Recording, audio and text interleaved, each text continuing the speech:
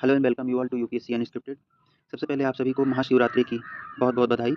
और आज की डेट है 26 फरवरी। आइए देखते हैं कौन कौन से आर्टिकल हमें द हिंदू में पढ़ने चाहिए।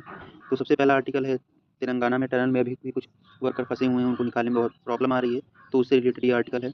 अगला आर्टिकल है दिल्ली में गवर्नमेंट चेंज हुई है, तो कैग अपनी रिपोर्ट रख रहा है कि उसमें करप्शन हुआ है या नहीं हुआ। कुछ रिपोर्ट सामने आ रही है, उससे रिलेटेड पता चलेगा कि पिछली गवर्नमेंट ने करप्शन किए थे या जो भी बातें पॉलिटिकल इशूज जो चलते रहते हैं उनकी बात मैं कर रहा हूँ। अगला आर्टिकल है यूक्रेन रसिया में जो पीस डील को लेके ये बात कर रहा है, उससे जो यूक्रेन में नर्वस है उससे रिलेटेड ही। यूक्रेन जो नर्वस हो, बेसिकली यूरोपियन कंट्री जो नर्वस हो रही है उससे रिलेटेड ही न्यूज़ है।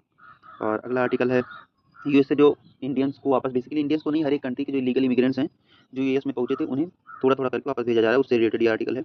और अगला आर्टिकल है कि habitat fragmentation has led to rise in human wildlife conflict. Habitat जो वाइल्ड लाइफ के हैबिटाट्स हैं उनको तोड़ा जा रहा है, जगह जगह से बीच में सड़कें बनाई जाती, तो ह्यूमन एंड वाइल्ड लाइफ के कॉन्फ्लिक्ट्स क्या हो रहे हैं, इससे रिलेटेड ये आर्टिकल है।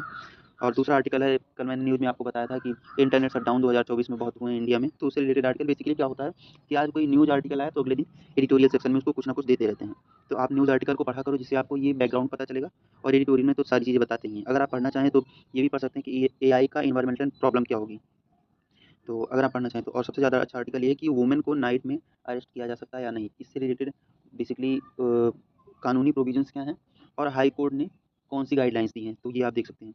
इसके बाद आर्टिकल से अगर न्यूज़ आर्टिकल सेक्शन में हम चलते हैं, तो एक रिजर्व बैंक ऑफ इंडिया ने बैंक्स के exposure to NBFC risk weight का जो एक्सपोजर होता है उसको कम किया है। तो बेसिकली क्या है, आपको इसमें रिस्क वेट पढ़ना है। न्यूज़ उतने इंपॉर्टेंट नहीं है, लेकिन आपको रिस्क वेट क्या होता है, क्योंकि एप्लीकेशन बेस्ड क्वेश्चन यूपीएससी में प्रीलिम्स में डालते हैं। पहले आप देखो पीछे के कुछ सालों में तो आपको मिलेंगे ऐसे क्वेश्चन।